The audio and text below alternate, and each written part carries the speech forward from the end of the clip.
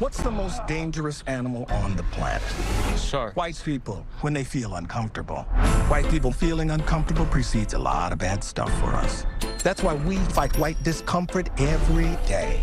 Because the happier they are, the safer we are. The name needs a little updating, maybe like magical black people, or I guess that doesn't have the same ring.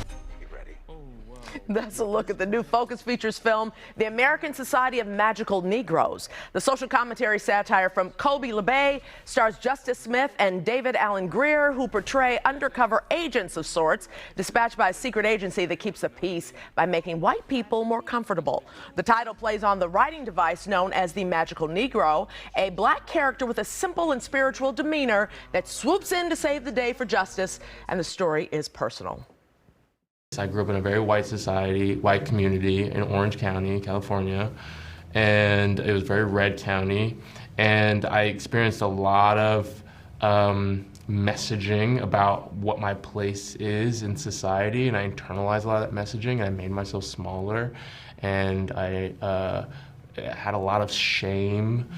And after I left Orange County is when I really started to identifying with, my autonomy and defending my identity, and and it's the same journey that Aaron goes on in the film, and so I knew I could lend myself to this character, and I can give that that inner conflict of trying to make myself comfortable is sending me down this rabbit hole of constantly being uncomfortable because I'm experiencing disrespect, I'm appeasing in order to mitigate that, and then that makes me uncomfortable and also allows them to disrespect me further. And I know that cycle. Fortunately, I'm out of it, which is great. But I just knew that I would have loved to see a movie like this at a younger age, and so I'm grateful that other people have this film. The director told us he hopes audiences find the film empowering. What I get out of it is that I think that in seeing a black man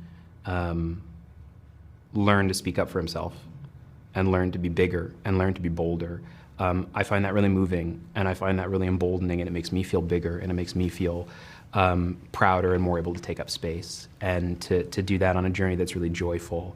It makes me feel bigger and bolder and happier. Darn it, I was hoping there was... Here to talk about it are Emmanuel Noisette of E-Man's Reviews and Reginald Ponder, known as Reggie the Real Critic, R-E-E-L. Welcome, guys. Yay. Yeah, I'm ready to just dive right in because you didn't like it, and you're kind of like maybe some parts that it didn't really, hit where it should have hit. I thought you did a good job, but go ahead, E. Listen, racism in America is a very thick concept. I mean, it's hard enough in terms of talking about black people and issues.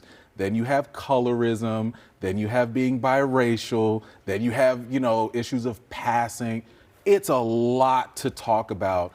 And one of my critiques of this film is the fact that while it does talk about a really, real trope of having a black magical Negro. It's a real thing. It's a real thing, especially in film and television. It tries to tackle a little bit too many topics at once. And I think it just bites a little bit too much, that it can't chew it all. The trope magical Negro, Spike Lee uses it a lot. But did you find that it worked in this? I think it worked to a degree. Where I agree with Emmanuel is that firstly, it probably tried to talk about so much that surrounds it.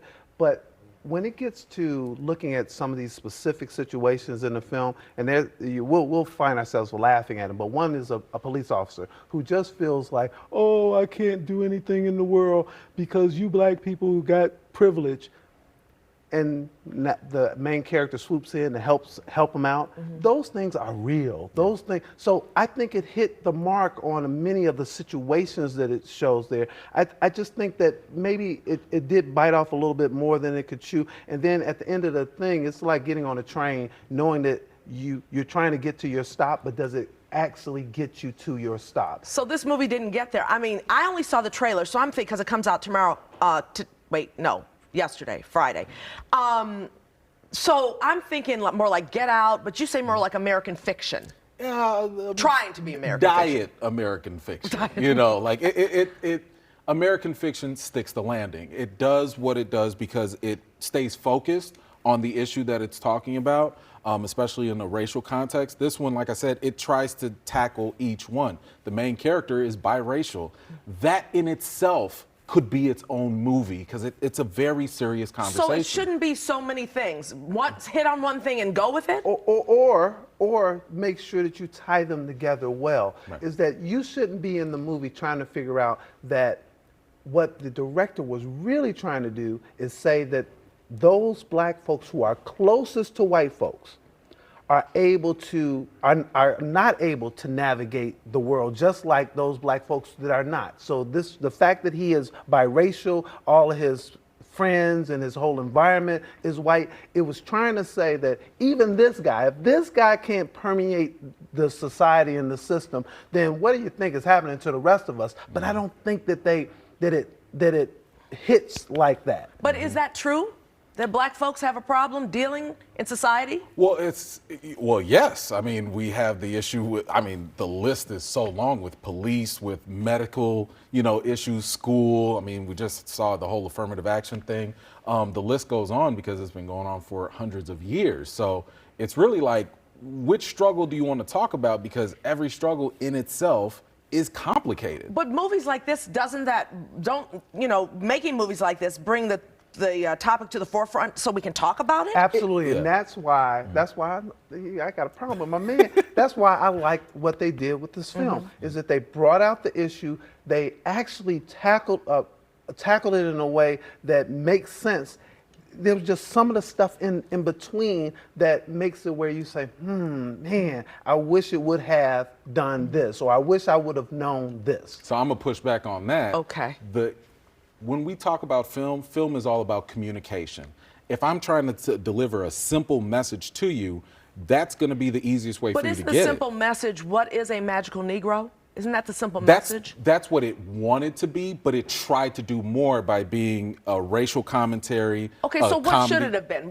So they just should talk about magical Negroes. And what is the magical Negro? I think that would have been more helpful to just talk about the magical Negro dilemma and then stick with maybe the whole fictional satire that they wanted to do, but throwing in the whole rom-com element, that's where it starts to get a little distracting. That makes it entertaining though, doesn't it? I mean, what is the magical Negro issue? And how do we deal with it? So there's a couple of things here. One is that in society in general, you're thinking, is it my job to make white people comfortable? And that's what this is saying, is that the characters that are in these films are here to make white people feel good. Yeah, we're showing some video right now. Remember Beggar Vance? That was another one. Beggar Vance, Michael Clark Duncan in The Green Mile. Oh yeah, The Green Mile. For example. But the problem that ends up happening, especially when this is on film, is that it depicts black people, it dehumanizes us. We're either the negative stereotype that's already out there, or we have to be this extremely hyper exceptional version that caters to whiteness. We cannot have our own story. But does that make us more acceptable? It does. Under the white gaze. And that's what this movie is trying to say. It does make us more acceptable, because if we can help white folks feel comfortable, our lives will be a little bit better. It makes life easier, right? That you won't be as mad with us, so our life will be better. Not that we will thrive, because in this one, the love interest, you might lose your love interest because you are trying to help somebody else in their life. So you'll have some things that you'll regret, but you'll still, in the movie it talks about getting back home. It's like you'll still be able to get back home. All right, okay. I want to talk to you all day, but I can't because we got to go. All right, we'll be right back.